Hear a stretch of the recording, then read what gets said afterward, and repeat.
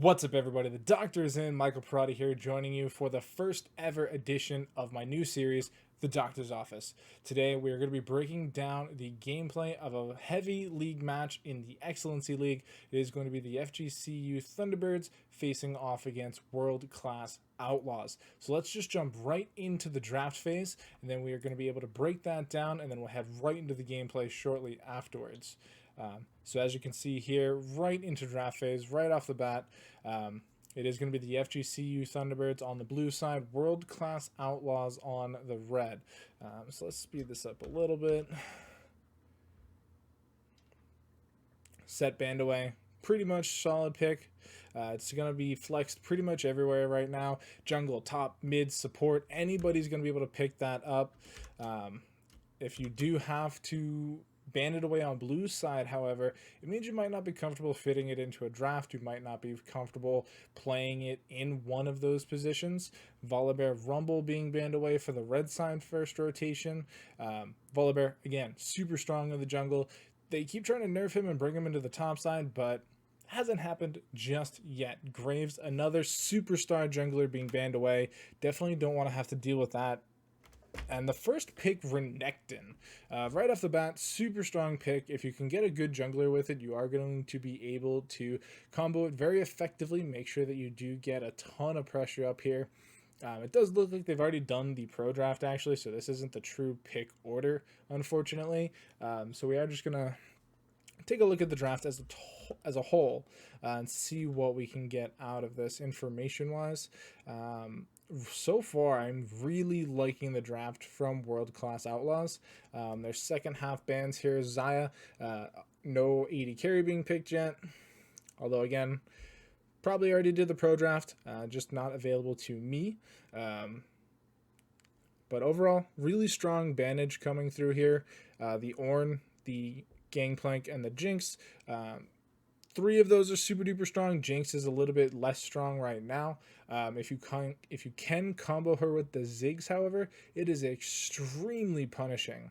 So now that we do have the full drafts available ahead of us, you can recognize that the FGC Thunderbirds, what they've done is, because they have so much attack damage in the top half of their draft, in that Renekton Olaf, they're actually going for an AP carry down in that bottom side. They're picking up the Syndra, super duper strong, is able to just shove out waves, really provide an extra threat in these team fights.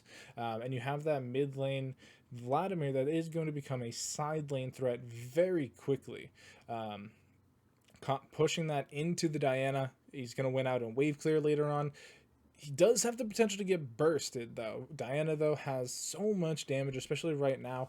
We are going to get to see what keystones the two teams picked up in just a second. So once that loads onto the screen, we will be able to take a look at that. And here we go. Pretty much the standard fare across the board. We do have the Press the Attack Renekton, Conqueror Olaf, Phase Rush Vladimir, Electrocute, and Guardian in the bottom side. Looking over at the World Class Outlaw squad. Again, pretty much standard fare, everything to be expected there. Now that we do have the two teams on the Rift, we are going to be able to see what their level 1's option are. If you are on World Class Outlaws right now, you actually have a fairly decent level 1 engage just due to the amount of crowd control Nautilus has. And you can see all 5 members right now actually running down the bottom lane here. So right here, all 5 members running through there. They're going to be going down through the rest of this lane, heading through the tri-bush.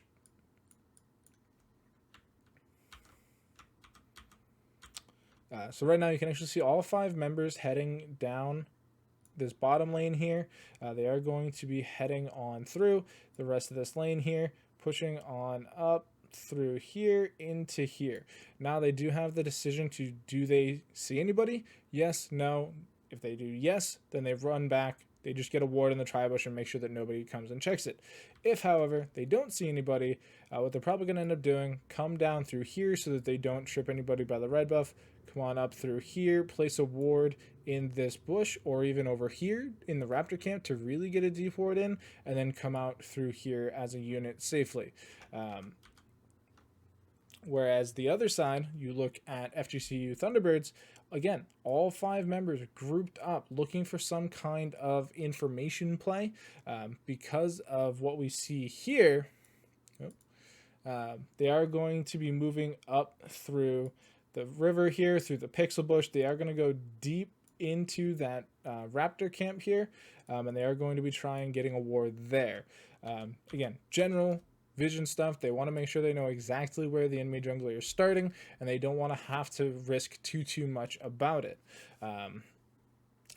Getting that initial start on the jungler gives you so much information, and it lets your lanes be able to play accordingly. If you can recognize the jungler starting top side, they're potentially ganking that bottom side level 3. If you can catch them on the red side or bottom side, then they'll be ganking the top side post level 3. It also lets your jungler try and plan out their route a little bit more to maybe get that first scuttle crab. Especially important as the Kindred. Reels right now needs all of those charges to get the bonuses, to get the buffs, and it 50-50s on the Scuttle Crab this early on at the very first one. So if you can figure out where the jungle is, you have that much better of a chance at getting that first mark. You can see World Class Outlaws being a little cheeky right here. They are hanging out looking for somebody to walk into it. Because they had the Diana and the Nautilus, they're pretty strong. Lots of damage between the two of them because of how much base damage this Nautilus has, along with just Diana's pretty buff. They are going to go ahead and steal away the red buff since nobody came for it. It is a handshake trade because Thunderbirds are going to take the topside red buff as well. No team actually knows this for sure. Looking at the Tribush, it doesn't look like Freshburger put down a ward, so he's not going to see Renekton coming from that area. However, him coming from the river can be a good tell as to them letting know that the top side of the jungle is in danger. Now, they definitely see Ronaldo off of that ward, so they 100% know that he is stealing that red buff. Probably stole the Raptor camp as well. Kindred on the other side got Krugs as well, so is going to be a camp ahead. Level 2 first for the World Class Outlaws bot side here. That means they do get the engage. They get it onto the Rakan, who does have that out. Still a good strong trade because you do get a little bit of poke. You're forcing potions out. If you can keep doing that, then it's going to make the Rakan not able to re-engage back onto you. And because you have this very squishy Ashe that's very immobile, you definitely don't want the Rakan getting in on you. So the Nautilus being that big beefy frontliner that he needs to be.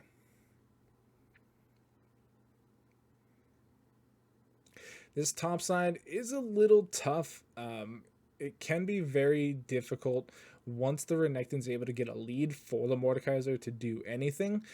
With the Olaf as well, he is going to have a lot of gank presence. He's going to be able to get into this top side pretty easily because of Doran with the stun. Really good gank assistance does set up for the Olaf to come running in through the Tribush.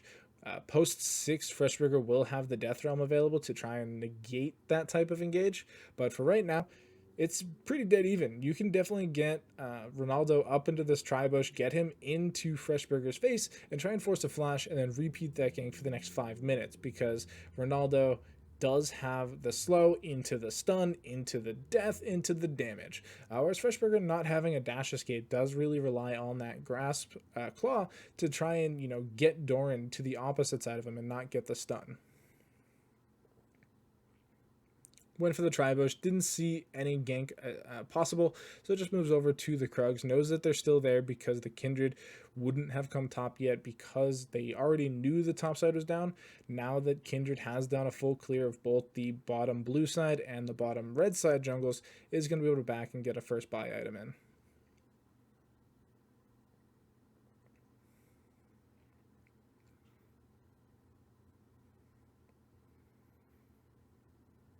Mid lane shaking out pretty good. We're actually seeing a CS lead so far for Chris on this Diana. Does have a little bit, I don't know, it's tough to say if he has more wave clear simply because of the way the Q works, with the Vladimir having to trade a little bit more early on to get something out of it, and does keep getting abused by the Diana damage. We saw a ping come out from Reels onto the blue side red as well. It doesn't spawn for another 2 minutes or so. so they will be a little bit delayed on that. The mark being put onto the enemy raptor camps when Reels is on his own raptor camp, bit unfortunate because he is not going to be even given the option of going for that. Does need to get a couple ganks off to get really going as well, to start really stacking up these marks and being the best kindred he can be. So we will see if he's able to do that.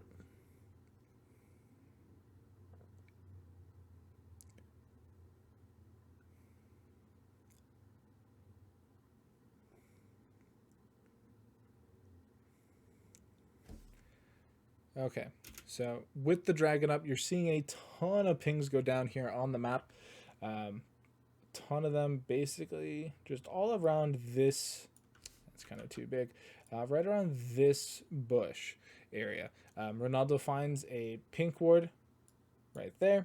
Is going to be clear that. It's 4 hits though. You can already see Diana and, let me make this smaller. You can already see, I lost my cursor. You can already see Diana and, nope, too high. You can already see Diana and Kindred are on the move downwards. Nautilus is coming up through the river here and is cutting off the lane for Syndra. So if Syndra wanted to come up, would have to somehow fight through the Nautilus, which would be incredibly difficult. We do not have level 6 available for the Ash yet, so no Enchanted Crystal Arrow. But as it looks right now, it is definitely going to be a numbers advantage for World Class Outlaws if they do manage to actually collapse here. So we'll see if that's actually what happens here. Rakan's available, does help clear the ward, and it looks like they're actually just going to both back off. Okay.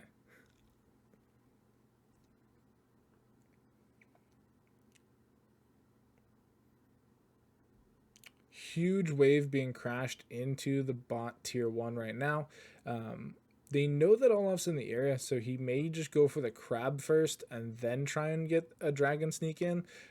Kindred finishing up the Krug into Wolf camp is just going to give up the Scuttle Crab entirely.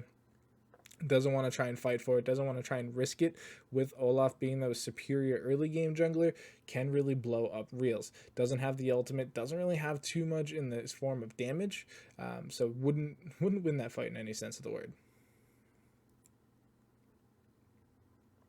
Seeker's Arm Guard being the first pickup for Freshburger, them recognizing that it is a very heavy AD focus and who's going to be trying to kill him for the first 20 minutes or so between the Renekton and between the Olaf. Really strong pickup there. Wouldn't be surprised if he just outright finishes it. Does get that invulnerability active. Doesn't want to get Tower Dove, which is extremely easy with this duo. So really strong pickup there.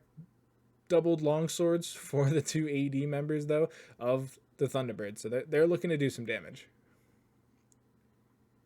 Both top laners level 6. We do see both junglers getting their own red buffs. No need to handshake trade these ones.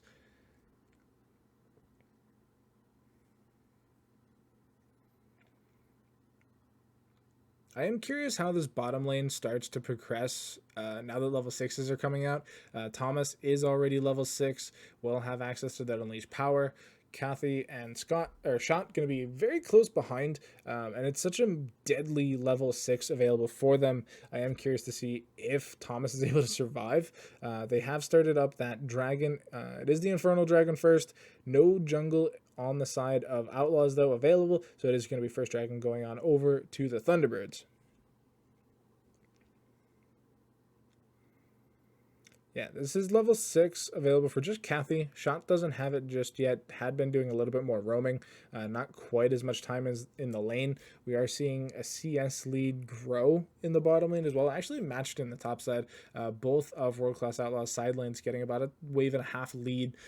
Nothing too influential. We are seeing our first gank of the game. It is going to be on the Rabadon, who should be able to get out with that flash. Oh, Reels is actually going for it. Pop the ultimate as well. That one was probably a bit of a misclick. No one in danger of dying there except for Rabadon. So unfortunate first usage. Will have it back up by the time he decides to do something again. So nothing truly lost.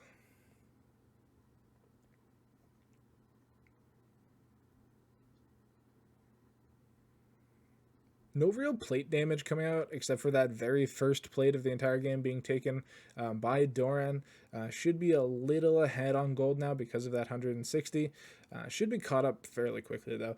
Freshberger's doing a really good job farming in this matchup. We're not seeing too much aggression coming out from Doran, and because of that Seeker's Arm Guard, any aggression that has come out is pretty stifled.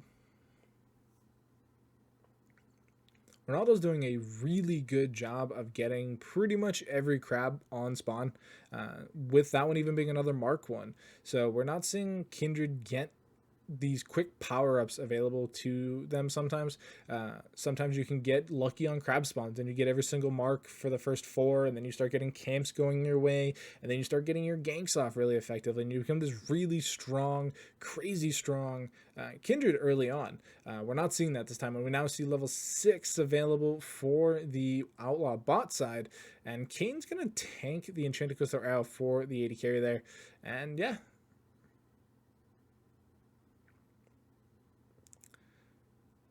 Kane's pretty low, but with just how Rakan works, is going to be able to heal up back eventually. Ronaldo making their first appearance on the top side, but Doran's so low, and with 6 available, okay, we do get the Dominus, so Freshberger is not going to be able to get the kill here, and should actually just die now that the death round was over. Yeah, dash in from Doran, first blood over to that big beefy Renekton with the Cutlass. That fight could very much have gone the other way had the claw actually snapped onto Doran and brought him within range. Once that missed, however, Freshberger completely left out to dry. No shot at being able to take the actual 1v2 at that point. So really unfortunate there. Does make his life really difficult now. We are going to see the pool of blood come out, but it's not an... that transfusion actually just saved him. Without that transfusion there's no way he survives. It should be Herald going over. I don't think it reset. It did reset. That's unfortunate. Probably didn't get too much health back, though. Oh, we got all of it back? Holy moly. That's unfortunate. But no challenge from Thunderbirds with both the top laner and the mid laner being back. There's no priority available for Ronaldo to attempt to go in. Would have just been completely collapsed upon by the rest of Outlaws. So we'll have to see if they can get anything out of this. There is only turret plays for another 2 minutes and a half. So they do need to be quick about it if they want to get maximum potential. And it's really tough to try and figure out where to send that as well. You would have to get a gank off potential because of how much wave clear is available to pretty much everybody on the side of the Thunderbirds. I think the best shot would be to take advantage of the Diana, who is getting some pretty good damage off onto Rabadon. Get a nice gank off comboed with the Kindred. Do something at it. Force Rabadon to just leave the lane. You've already taken a plate. You probably don't get another one before this Herald expires, so you just get that gank off, get your 2 plates, make it really close when it comes to once the tower goes down, and you can get the most, probably the best usage out of it, because you knock it down to roughly 2 plates. Once those plates disappear in now a minute and a half, tower's a little bit squishier. One good gank in the mid lane then gets you the mid lane tower. Second dragon coming up. It's the ocean, which means we're going to be having either an earth or a cloud soul. Earth soul, pretty strong, especially when you get pseudo tanks and pretty beefy tanks, because you do get the bonus resistances on top of everything else that you're already building. Looking into the world-class Outlaw squad, what they get out of the Earth Soul is actually massive. But we are seeing another team fight here. Rakan getting blocked up by that depth charge, not to be denied, however. It is going to be the Earth Soul, so really strong there. We do see the Hemo Plague picking up shot. Thought he was out safe. Definitely not safe. Kathy, though, should be just fine. So Dragon and 2 kills going over to the side of the Thunderbirds. Does go on to their 2 primary AP carries as well. Super strong in the next coming minutes, as we are going to see them completing finished items and just being pretty massive. There's no real magic resist being built up outside of shot on the Nautilus, so nobody's really going to be able to survive that type of combo just yet. Also because of how squishy their team is. Freshburger and Shot are supposed to be the tanks, Shot being the super tank, except from the support roles, so not exactly given the economy to do so, whereas Freshburger, you can already see him picking up this Ninja Tabby and the Seeker's Arm Guard. So tanky-esque, but not tank. And no magic resistance. So as soon as Mordekaiser gets put into a lane against Rabadon for the side lane pressure, or into the mid lane to try and win a team fight against Thomas's Syndra, it's just going to explode. There is no real survivability there, and so we do see the Herald pop mid after the plates are down, so it is going to be a very squishy tower. Doesn't quite get it down, but they should if they can continue this push. They don't have Ashe, though. With everybody else from the Thunderbirds showing up, that is going to be a denial there. Shot's kind of caught out. The quickness not available, so should be able to get out safe. Bit of an awkward pathing there. Might actually go down in the end. Freshburger pops the ult. Shot. Oh, man, yeah. Shot's just getting super unfortunate there. Got Blastcone back into the squad after some awkward pathing. So he goes down for free, and we are going to see Doran survive the altercation on the top side as well. So things really not going the way of the world-class Outlaws. They do get first brick onto a solo Diana, though, which is massive. Already with a 25 CS lead, is going to be able to complete whatever item they're building to. We'll see that in just a second once they back. And so pretty much first items completed for everybody. We do have the Ludens in the bot side, Blade of the Ruined King as well to combo it. It does look like Freshburger. Oh, Reels. Oh, no. Stole the buff and isn't going to make it out alive. Just hands it right back over. Buff transfer complete. And just, man, you can see the mark on the bottom Raptor camp is alive as well. Not there. So that's an unfortunate. I do wish I could see how many marks Reels actually has. I can't imagine it's too many. Hasn't gotten a Scuttle Crab except for that one we see right now. Hasn't really been inside the enemy jungle all too much, and with no KP, no kill participations, not getting any marks from that avenue either. So we're definitely not seeing the strongest showing for the Kindred just yet. Will get stronger as the game goes on. Does have the Blood Razor into Vamp Scepter. Probably going to be a Blade of the Ruined King because of how tanky and how health high the Thunderbirds are going to be. So with the double Blade of the Ruined King, very strong showing there from the 80 carries of the Outlaws, and they will be able to do a lot of damage to these tanks and pseudo tanks. Next objective is going to be that Rift Herald again in 30 seconds. Then there's the Earthdrake afterwards, but it looks like the team just want to duke it out. So we do see the engage here coming in. Huge knockup from Kane, but oh man, Reels is actually coming in clutch with that ultimate. Keeps everybody alive. Once it goes down, however, Rabadon's pretty big. Rabadon went Spellbinder first, so there's no shot that they survive this. Freshburger coming in at the end for, oh, that's huge.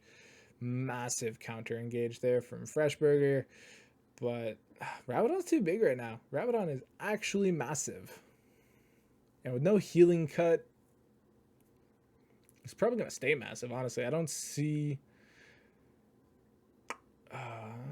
no Hemo Plague. Transfusion in a second. Yeah, that's so scary. They probably could have forced it had they gone at the same time, but overall a winning trade before the tower goes down. Once the tower goes down, less even. Before tower, good. After tower, not so good.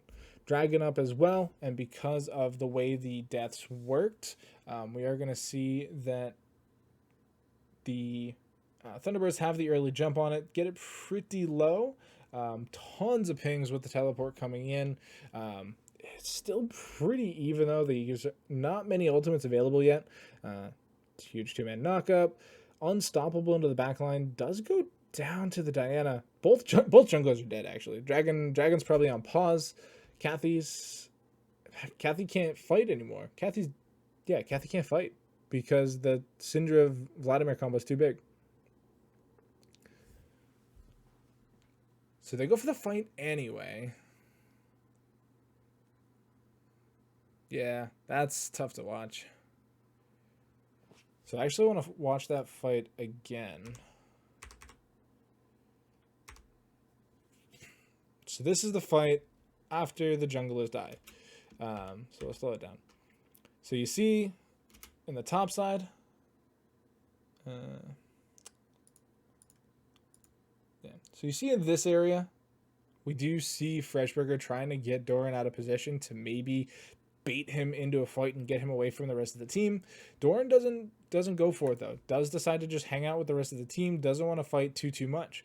We see Chris Meister and his very low support hanging out right here, grouping up very close together. But look at these health bars. Let me change color so it looks a little different. We'll do red. I can't do red because it is red. Lime green. Can't do lime green. Pink? Sure. This HP bar and this HP bar. They cannot be in this fight anymore because of how strong the Syndra on 1.5 items and the Vladimir on 1.5 items are. Pretty much any combo from either of them just deletes them from the fight, and it's now suddenly a 4-on-2 with the 2 health members being left, because we have the Diana full HP and the Mordekaiser full HP. And from the health bars that we can see on screen for the Thunderbirds, let's do purple, full, pretty full, and full, but also has the Blade of the Ruined King. And so when you look at the health advantage, even though we see 4 members on the screen for the Outlaws, they still have less HP than the 3 members of the Thunderbirds that we see. And so as the fight continues, the orb gets thrown over, lands, does set up for a potential stun in a second. Hook gonna land onto Vladimir, instantly gets the transfusion back though, and because of the double knockup, we do see Doran able to get in. Double stun coming out from the Syndra with the Unleashed Power just completely deletes Diana from that point, and Rabadon just kind of ran into the backline, didn't have to worry about too much. No Death Realm available, so this is a 1-on-4 for Freshburger. Does end up trading with Doran, but you still leave 3 members alive available to take out the dragon. I'm hitting the wrong button. So overall, World Class Outlaws probably should have given it up. It's only 3rd Drake. It's not the end of the world. It's not the soul. It does put you in a really tough position because you do need to now fight for that 4th dragon in the next 5 minutes. So you have 5 minutes to get absolutely as strong as possible. So had they not fought for that, instead had they maybe pushed out the top side. Where's my mouse? So this is obviously after the dragon. But what they could have done is look at their sidelines here. Look at both of these sidelines. Pushed in. Pushed in. The only pushing lane for them was this mid lane, and that's because they were late to the dragon. So if they had instead set up freezes in both of these 2 lanes, sent their solo laners there to try and hold them as much as possible, then all of a sudden they keep blowing up these CS leads that they already have. You know, you can see the Diana has a roughly 20 CS lead, and the Mordekaiser has a roughly 15 CS lead. Those continue to go up, up, up, up. Mordekaiser gets tankier. Diana gets tankier because all of a sudden she's being able to stack more on her Roa before the next fight actually happens, and they both get very crucial items to help them allow to win the fight. The mid lane, you kind of have to send your bottom lane mid lane to, you know, kind of hold it, even though you've already pushed it in. But you also don't give up 4 kills.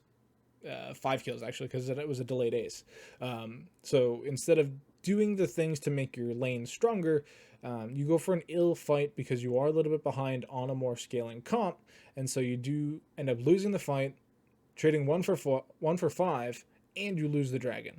So now that everybody's alive and well, you have 4.5 minutes to get as strong as possible after just handing over 1,200 gold to your opponent.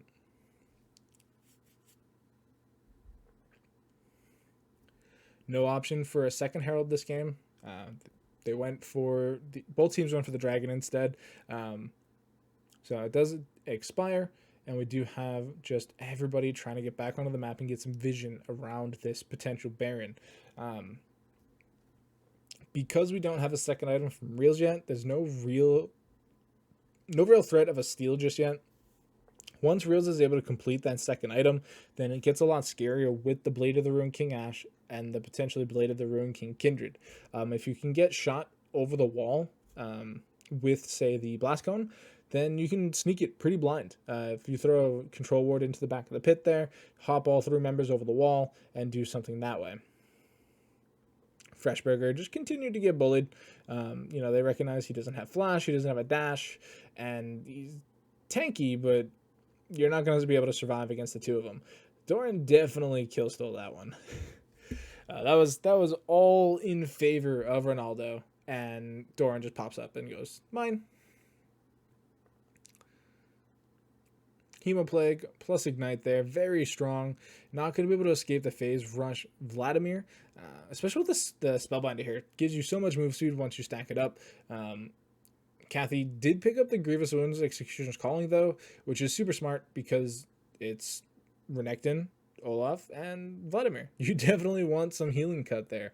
Unfortunately, it was a 506 Vladimir before that. Massive bounty on his head with the Ashe that is a little bit behind. So definitely not going to be able to win that 1v1 there. Potentially doesn't win a 2v1 just because of the invulnerability.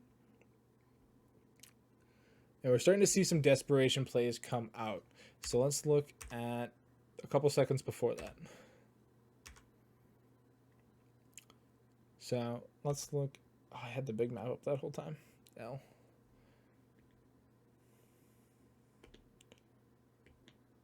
All right, much better. So look at the map state right now. This is just after Vladimir killed Ashe. So we continue to have Renekton pushing out on the bot side. We have Diana having just come through the mid lane to defend it out. We see Shot and Diana pushing through the jungle here. Kindred's picking up the blue buff. So now let's play forward. Renekton continues to push forward. Shot moves into the river to try and read some wards. Diana goes into the bot side, and we see them completely abandon the mid. Kindred tries to go through the jungle here to get back and defend mid. Meanwhile, Shot tries to help the mid lane, Chris, get a pick onto Doran on the Renekton. They get the Dominus and a Slice and Dice, but you lose mid tower, you lose a ton of CS, and now you do have Shot on the flank, but they're just going to walk on through the top jungle here. They know that they have it safe, they know they have vision control, and they know they don't have anybody there waiting to block their retreat. Freshburger now trying to fight with this Vladimir, but he has no magic resist at all. So he's just going to get exploded by the 606 Vladimir, and he's in a tough spot now. He's able to complete his Rylai's Crystal Scepter, doesn't have any more time. Dragon's in a minute and a half. He's not going to be able to pick up any magic resist. Truly, neither is any member of the Outlaws. And so with the two most fed carries for the Thunderbirds being their AP carries, it's going to be a pretty messy fight.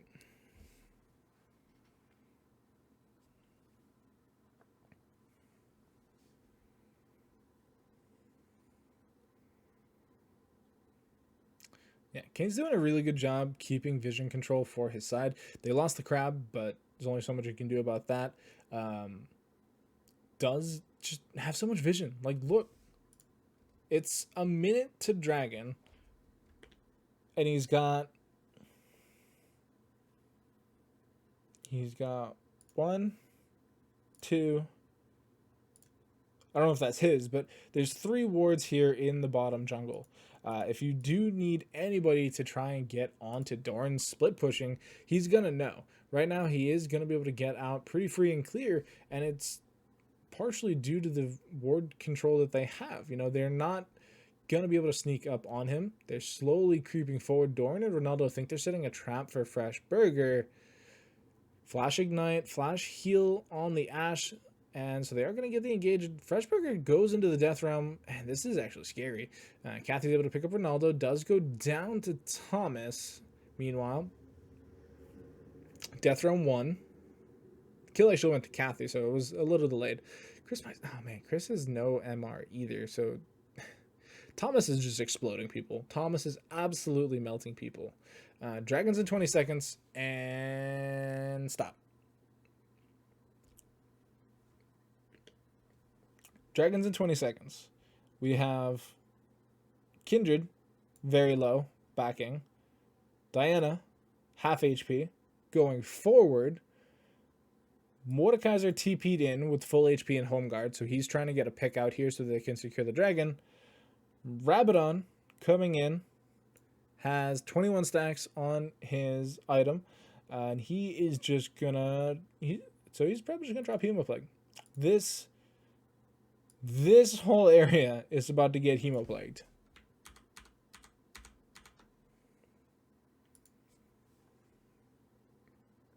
So we actually get the flash forward from Freshberger. Okay. Hemoplague did go down. Does take everybody super low. Thomas trades for Rabadon. That's actually pretty massive. Chris not going down here. Does still have to teleport. They can actually win this. Kindred didn't fully back. Kindred started the dragon. That's a little scary, especially with Thomas here. Scatter the weak missing means it's go time. Oh man, Doran TP'd back in. This is probably game. Chris Meister TPing back in as well.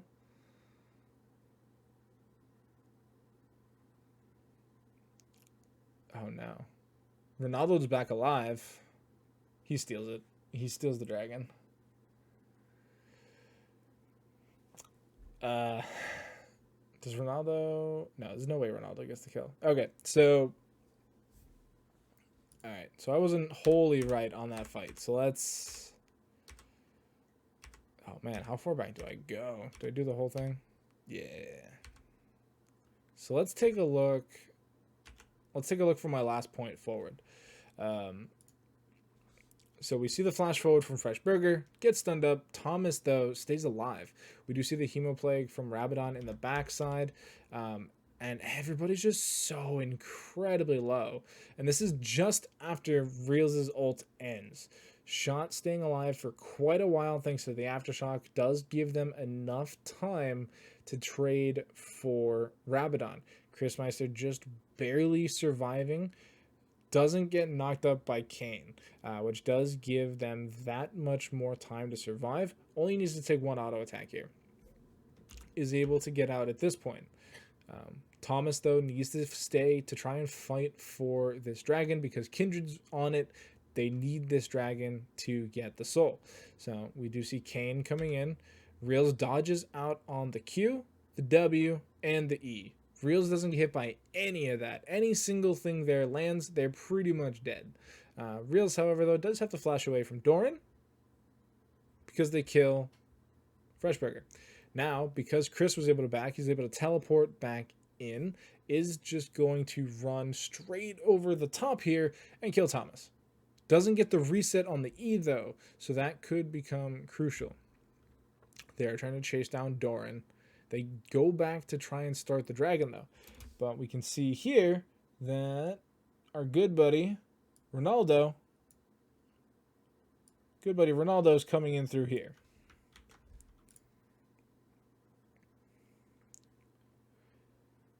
So the dragon, 1700. Early smite there from Reels, trying to secure it. Smited at like 1400 HP, which means that it is pretty easy for Ronaldo at that point to just smite, steal it away. Rest of the fight, it's just too much damage coming out from Doran and Ronaldo here. They are able to win most of the fight. Kathy secures the ace, but they lost the Earth Soul. So they have 6 minutes now until the Elder Drake spawns. If they can survive that long, it does make their win conditions so much harder, though, because there is that extra bonus HP shield now available for every single member of the Thunderbirds. No teams yet have looked towards that Baron. I have to imagine that it's coming up soon. There is a decent amount of wave clear for the World Class Outlaws, so they could potentially stall the game out if given the chance. It is completely up to the Thunderbirds to either break through that line with another big team fight or just take the Baron and rush it down. We do see some deep vision coming out from Kane once again, doing a really good job here. Shot tries to defend it, should be able to get out. Oh, that arrow. Oh, that's massive. Rabadon being way too greedy there does go down. There's nothing really to gain here, though, because if we look at the map, so he's dead for call it 40 seconds. So 40 seconds dead. Looking at the waves, we have both bot and top. No, I did it backwards. Both of them are past the halfway point, which means that somebody from World Class Outlaws would have to rotate completely through jungles to start pushing that wave back. Looking at the top side, it does look like it is going to start slow pushing back towards the enemy top. Still has the tier 1 though. They actually have tier 1 in the bottom lane as well, which based on minimap should push back towards them as well. So what do you do when you kill the enemy mid laner outright and you get now an advantage? There's no dragon, Baron's the only thing available, and there's no mid tier 1. Because of how strong everybody else on the team is, you can't simply rush the Baron. So what you need to do is you need to take your 30 seconds of free time and get in and around the pit. Start taking vision control. Start making sure that they can't do anything sneaky with it and that you can actually try and contest for it. And we see Reels getting a little bit here. The solo laners, though, going for the blue buff. I would have liked to see them battle buddy it up with Shot to potentially get some deep vision in and around this pit. Because right now, Kane's actually tanky enough to clear out any of this vision himself. Nobody's there to really challenge him.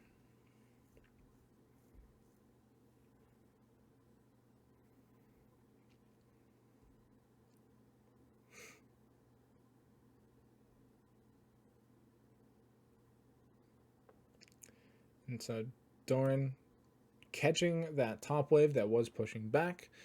Does clear it out pretty quick. They have a good eye on Shot. Blastcone should save him though. Ronaldo though, no fear. No fear at all. It's just going to be completely running into the river, waiting and baiting anybody to try and fight him. And once again, they're just putting Rabadon down up against Freshburger. He has no magic resist. None. Not going to be able to pick up any. Shot going to go in. Doesn't have access to the ultimate just yet. Now Kathy's just toast, buttered and fried. He's going to go down here. They trade for the mid lane, so both the bot lane carries are dead, but you also just lost your top lane into Rabadon. In response, World Class Outlaws trying to get something mid, but this is a pretty easy collapse when you have both the Rakan and the Olaf. They're going to get one, but they probably die here. Quickness, lands onto Reels, knock up. If they can kill him before the ult's available, which they do, it doesn't actually get popped. It was available, but doesn't do anything. Rabadon's just going to continue pushing down towers, and this is Baron. They have teleport on nobody that's alive. So these three members are going to run up there. They're still having Rabadon push down on the bot side because nobody can challenge him. A. B. He can take towers eventually. Vladimir's not a tower taker, but he'll just kill anybody that tries to fight him. This is an extremely slow Baron, even with the Doran's Blade of the Ruined King. And so they're going to get some vision on it. But there's really nothing for World Class Outlaws to do to stop this. They unfortunately just don't have the map control. If they leave bottom side for any amount of time, Vladimir's going to take the tower. Is able to take it that much faster now that he has the Baron buff, but this is huge. This is pretty much where the game ends. There is not enough wave clear on World Class Outlaws to push out a conceded effort from Thunderbirds, if they just 5-stack mid and run down, once all of their ultimates are available, they're going to be on the go button. They're going to have the initiation threat, the damage threat, the stun threat, the pick threat, basically all of them except for the execution threat, which is available in a minute and a half thanks to the Elder Dragon. You can see they're not even really concerned with split pushing anymore. They just annihilate towers. There's no reason for them to risk potentially a 5v4 odd number fight not going their way when they can just brute force 5 members mid. And yeah, that's pretty much exactly what should be expected at that point. Freshburger is actually going to take Rabadon to the Death Realm, but yeah, not much more to be said at that point, and that is going to be the game end. We can take one more look at that fight. So they get the mid tower here. So they get the mid tower, and they see 2 members. The bottom lane are completely clumped up here. Once they see Reels, they know that they can get a huge engage here. They get the Shrelias into the quickness, into just running into all 3 of them. Battle Dance knocking up 2 as well. Chrismeister just dives in into the 1v5 at that point, and Freshburger flashes in afterwards. Once the 3 members die off the bat, the 2 AD carries and shot, that's not only 90% of their wave clear, but also some of their highest damage. The Blade of the King Runans, the Blade of the Rune King Bloodraiser. Once everything goes down there, and the only ones left are the Diana and the Nautilus, or not the Nautilus, the Mordekaiser, really not much to be done there, and that is going to be FGCU Thunderbirds taking the game over world-class Outlaws. So pretty strong showing there. It was pretty close in the beginning, and definitely the 2 teams were pretty evenly matched. Once things started going the way of the Thunderbirds, however, it was pretty tough for the world-class Outlaws to get anything done. They didn't quite have the tools available to them, and because of the way they split the map itemization wise, the Thunderbirds, with such a heavy top side, it forced the enemy top laner into this very armor heavy build, which then once the map opened up and the 2 teams were splitting into their sideline pressures, you just put the Rabadon Vladimir into Freshburger.